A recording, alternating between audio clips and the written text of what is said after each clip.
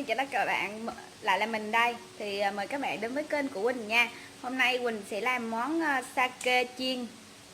Mời các bạn vào bếp với Quỳnh. Mình trước tiên là mình sẽ gọt ra nha.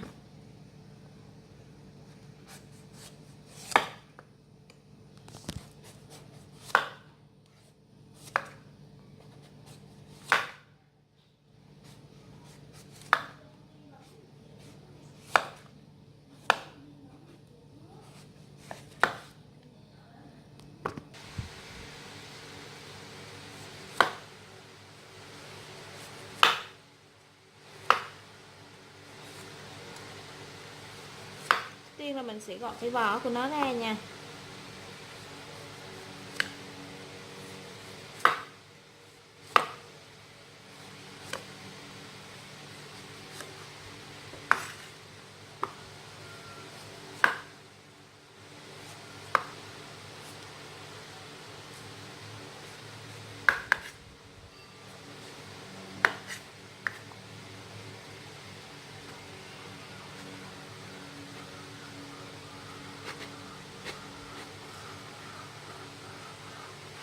Mình sẽ bổ đôi nó ra nha.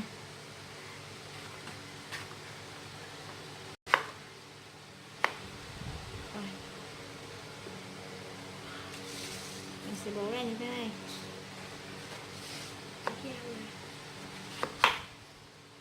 Mình sẽ gọt bỏ cái cuốn ở chỗ đây nha.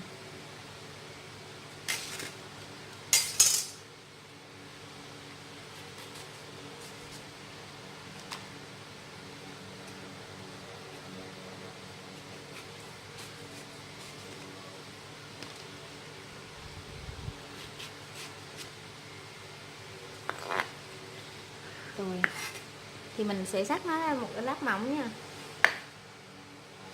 vừa thôi nha các bạn, không dày quá cũng không mỏng quá nha.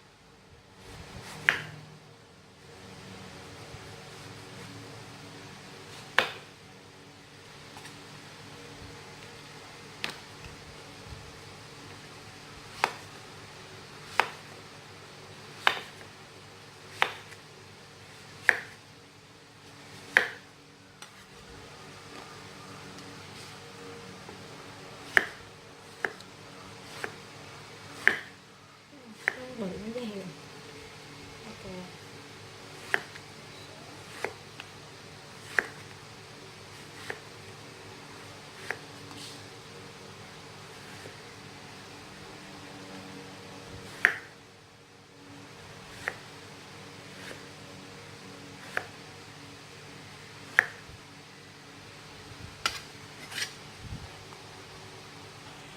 Đây, thân quả của mình là một rổ như thế này nha. Chúng ta sẽ bỏ vào thau để rửa luôn.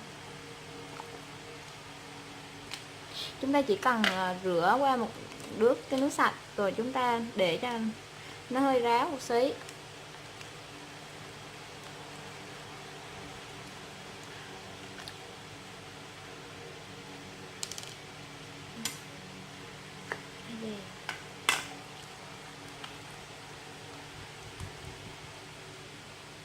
Tôi sẽ vớt ra.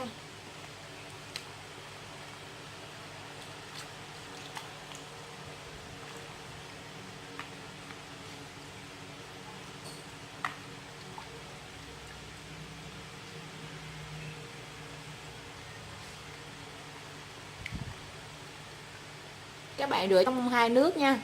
Bây giờ mình sẽ rửa rồi nha. Bây giờ là mình đã rửa xong và mình chờ nó cũng khô khoảng 5 phút rồi. Bây giờ mình sẽ cho nó vào một cái nồi như thế này, rồi mình sẽ cắt một bì bột chiên giòn vào để lắc nha.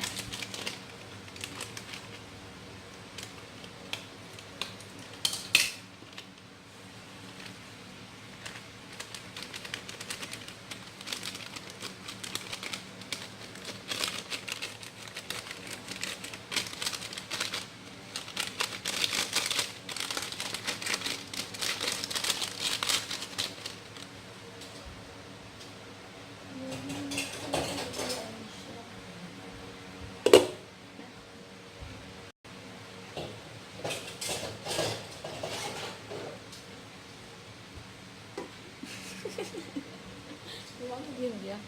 Thôi mà dịch.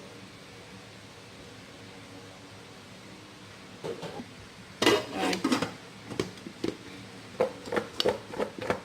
Mình sẽ lắc đều lại nha.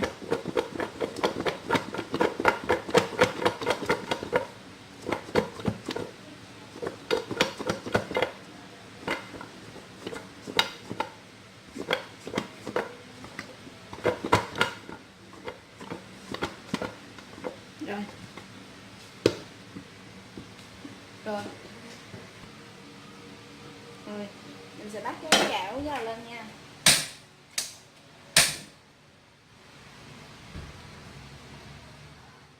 Sẽ đổ dầu vô nha. Đổ hết cái chai đó luôn.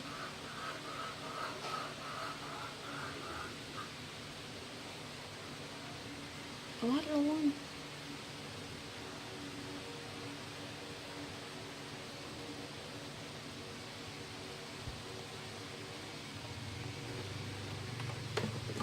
Rồi nha.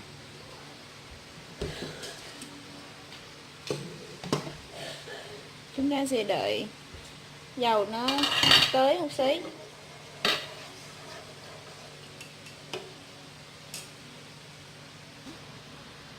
Rồi mình sẽ bỏ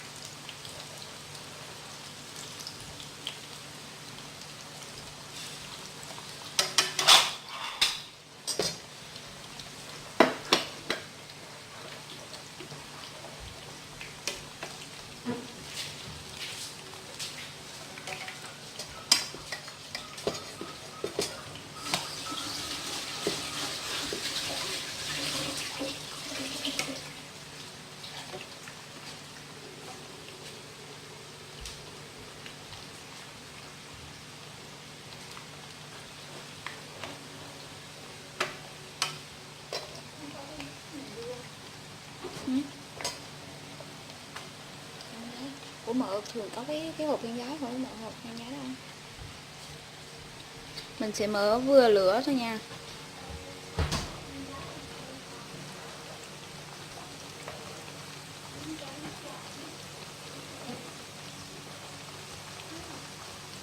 Mợ có cái thau áo dầu hả? Mợ có một cái thau mà lọt ở lưới.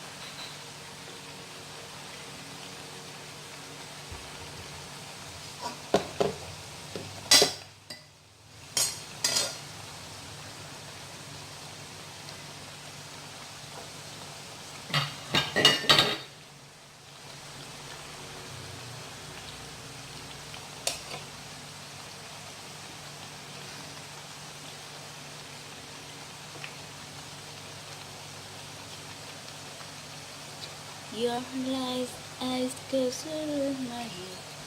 Some friend and a friend. Give me, feel alive.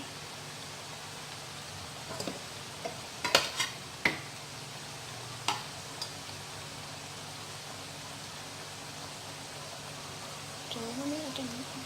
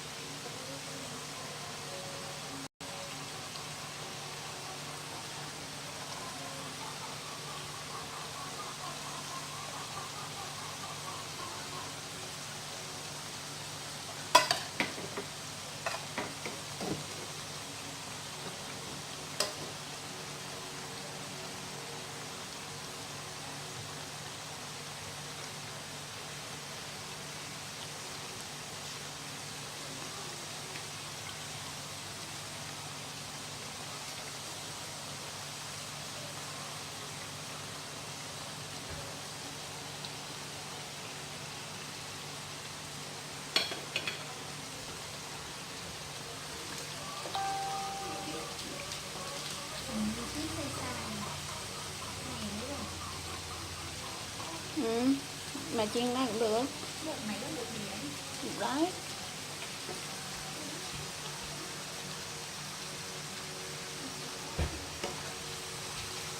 Mình chiên cho tới khi nó hơi vàng vàng ngã vàng lại thì nó xí một xí nha. Nó đang ngã vàng này.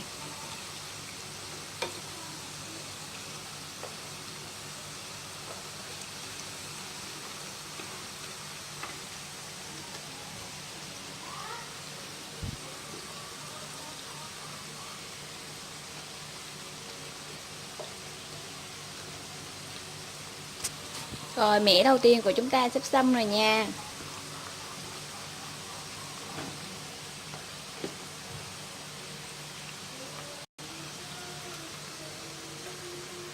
Rồi. Món sake này thì trái sake thì chúng ta có thể tìm ở tất cả các chợ nha, hoặc là nhà trồng á, rất là nhiều. Mình chiên lên ăn như thế này thì cũng rất là ngon. Rồi bây giờ chúng ta sẽ vớt nó ra nha.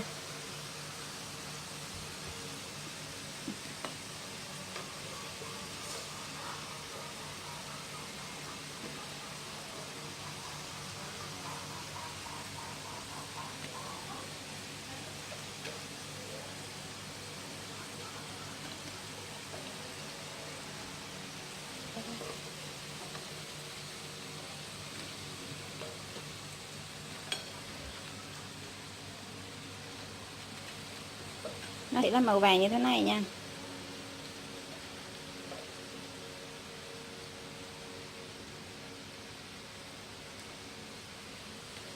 Nó đã độ giòn rồi đó. Thì chúng ta sẽ vớt ra.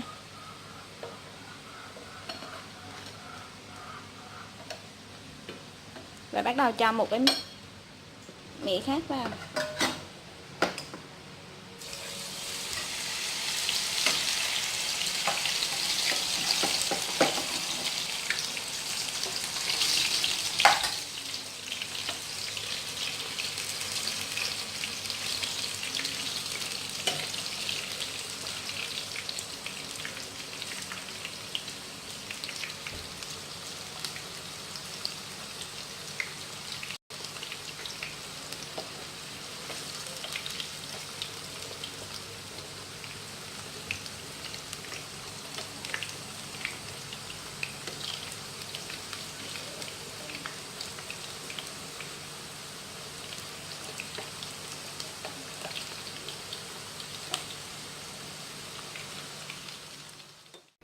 Xin chào các bạn. Thì sản phẩm của mình đây nha.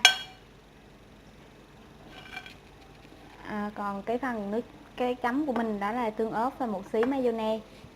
Thì mình làm nói về vậy là nó sẽ béo ngậy hơn nha. rồi mình sẽ ăn thử.